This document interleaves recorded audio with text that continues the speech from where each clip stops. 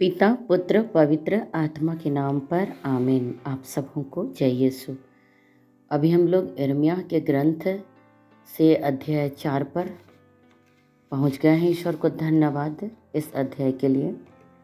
हम देख रहे हैं अध्याय 4 में वापस आने के लिए निमंत्रण दे रहे हैं प्रभु और वादा कर रहे हैं। जिस तरह वचन संख्या 2 में पढ़ते हैं, यदि तुम सच्चाई, न्याय और निष्कपट हृदय से जीवंत ईश्वर की शपथ खाओगी तो राष्ट्र को प्रभु का आशीर्वाद प्राप्त होगा और वे उस पर गौरव करेंगे।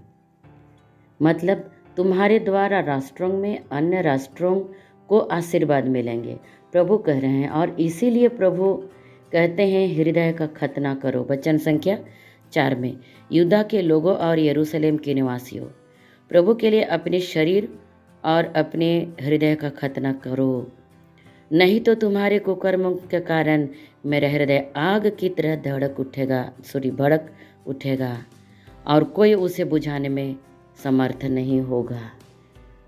इस वचन में प्रभु कह रहे हैं अपने शरीर और अपने हृदय का खतना करो।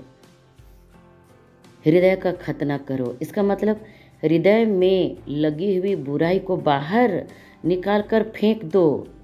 बुराई का परित्याग करो। पाप की सुख लेने की आदत से छुटकारा लो, उसको त्यागो। कुछ आदतों को, कुछ बुरी आदतों को त्यागो और हृदय का खतना करो, ऐसा बोलता है।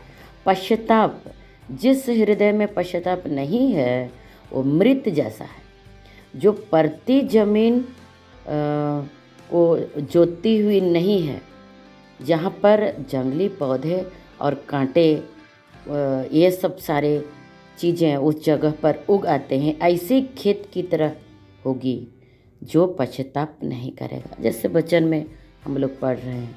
तो इसीलिए प्रभु कहता है मेरे भाई मेरी बहन, परती जमीन को जोतो। वचन संख्या 3 में, क्योंकि प्रभु यूदा के लोग और यरूशलेम के निवासियों से यह कहता है, अपनी परती जमीन को जोतो और कांटों में बीज मत बो। अपनी परती जमीन को जोतो। इसलिए पश्चाताप करने के लिए प्रभु बुलाते हैं, आह्वान करते हैं उनको। ये पहला भाग है। अब दूसरा भाग को हम लोग देखेंगे, जो शत्रुओं के आक्रमण करने की सूचना का विवरण है।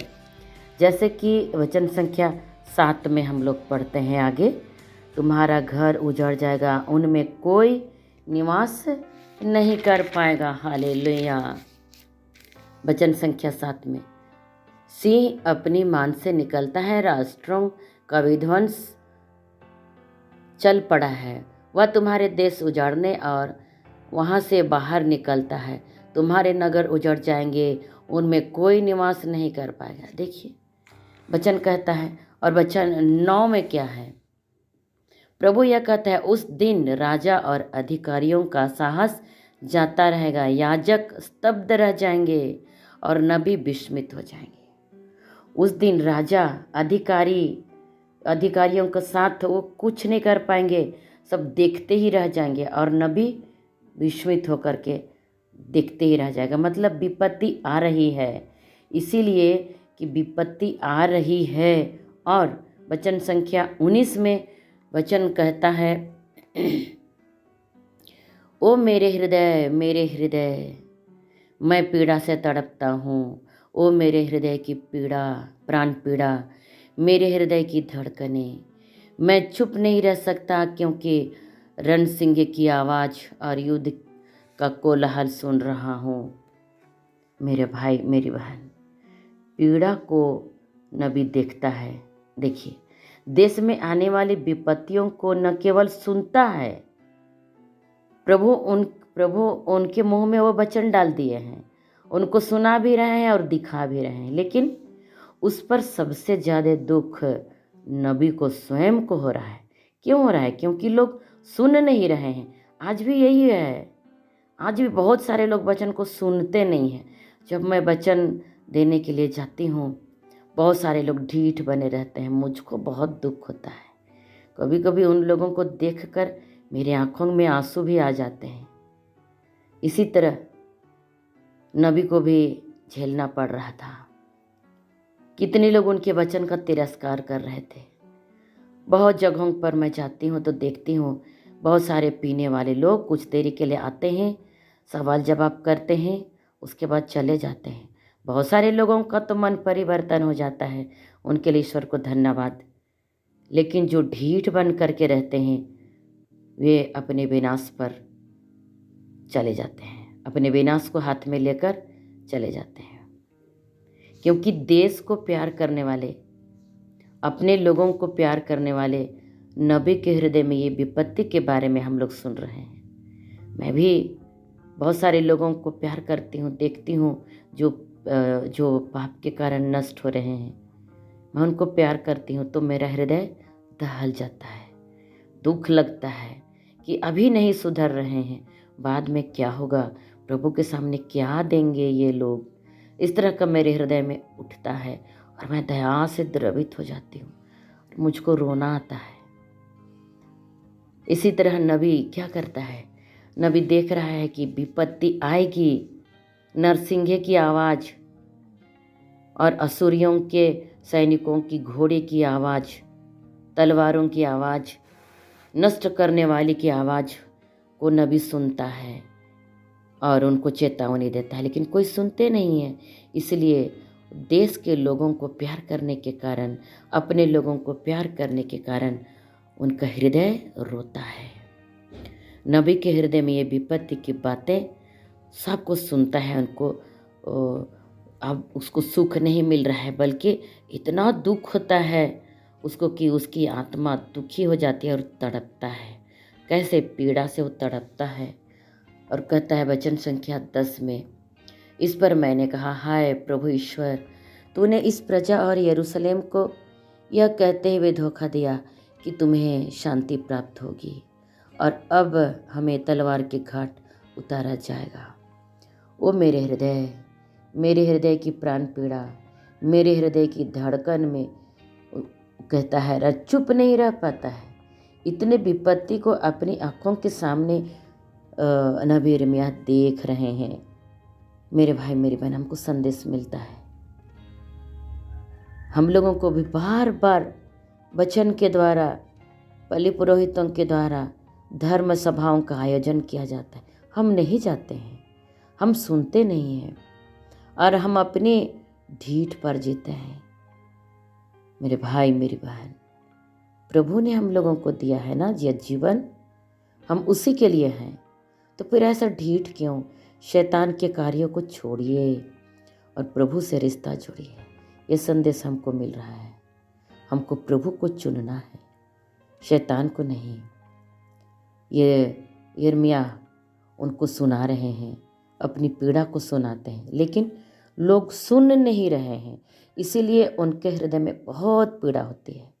उस पीड़ा को वे प्रकट कर रहे हैं लोगों के सामने।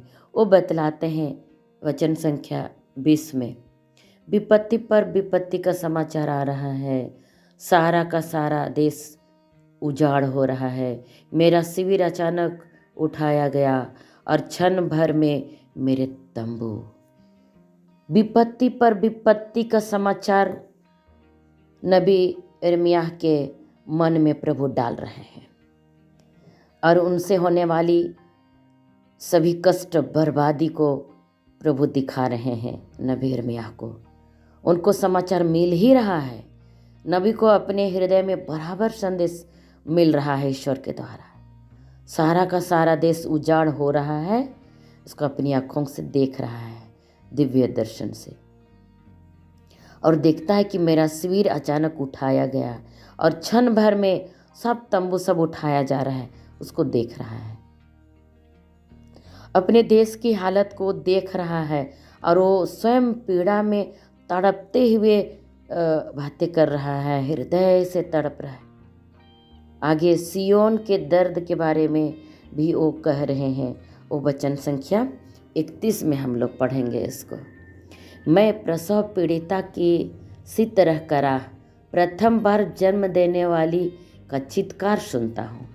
यह सियोन की हाँफती हुई पुत्री की आवाज़ है, जो यह कहते हुए हाथ पसारती है, हाय मैं बेहोश हो रही हूँ, मैं हत्यारों के हाथ में पड़ी हूँ। हालेलुया। मैं प्रसव पीड़ा की सी कराह, प्रथम बार जन्म देने वाली चित्कार सुनता है। कौन? नबी यिर्मयाह। देखिए, अपने दर्शन में लोगों के दर्द को देख रहा है कि किस तरह वे लोग निर्वासित किए जाएंगे, किस तरह वे लोगों का घर क्षण भर में उजड़ जाएगा। ये अपनी आंखों से देख रहा है। प्रभु अब्बा पिता का जो लगातार समाचार उनके मन में, उनके मुंह में आ रहा है, उसको भी देख रहा है। व्याकुल हो जाता है और वो कहता है कि सियोन की आवाज़ वे एक प्रसव पीड़ा की तरह चिल्ला रही है। यह सियोन की हाँफती हुई पुत्री की आवाज़ है, मतलब प्रभु के लोगों की आवाज़। वे यह कहते हुए हाथ पसारती हैं, हाय मैं बेहोश हो रही हूँ, हाय मैं बेहोश हो रही हूँ, मैं हत्यारों के हाथ में पड़ी हूँ। विपत्ति आते वक्त लोगों की हालत क्या होगी? उस समय वे चिल्लाएंगे, उस समय वे रोएंगे। वे रोना और कराहना, ये सब नबी अपने दर्शन में देख रहे हैं और उसे प्रकट कर रहे हैं इस अध्याय में। मेरे भाई, मेरी बहन, आज हम लोगों के जीवन में भी दुख आता है, तकलीफ आता है। क्यों? क्योंकि हम लोग प्रभु को छोड़ देते हैं और शैतान को अपना स्वामी मान लेते हैं, दुनिया को अपना स्वामी मान लेते हैं, सुख सुविधाओं को अपना स्वामी मान लेते हैं, जिसके कारण हमें बहुत सारी दुख झेलना पड़ता है। क्यों? क्योंकि प्रभु का आशीर्वाद हमारे जीवन से चला जाता है, तब भी हम प्रभु के पास नहीं लौटते। कितने ढीठ बन जाते हैं हम मनुष्य। आज भी उसी ईसाई नबी के युग की तरह आज भी हम प्रभु को नकार रहे हैं, प्रभु के वचन से दूर भाग रहे हैं। क्यों ऐसा होता है? मेरे भाई, मेरी बहन, आज जो हमको समय मिला है, बहुत सारी बीमारी के बाद आज हम जिंदा पाए गए हैं, इसीलिए प्रभु हमको जिंदा रखा है ताकि हम उसकी स्तुति करें और उसके अंतिम अनंत सुख को पाए। इसीलिए प्रभु आज हमको बचा के रखा है। चलिए तब इस जीवन दान का मूल्य हम समझ पाएं और प्रभु से अपने रिश्ता को पुनः जोड़ दें। ईश्वर को धन्यवाद। जय यीशु।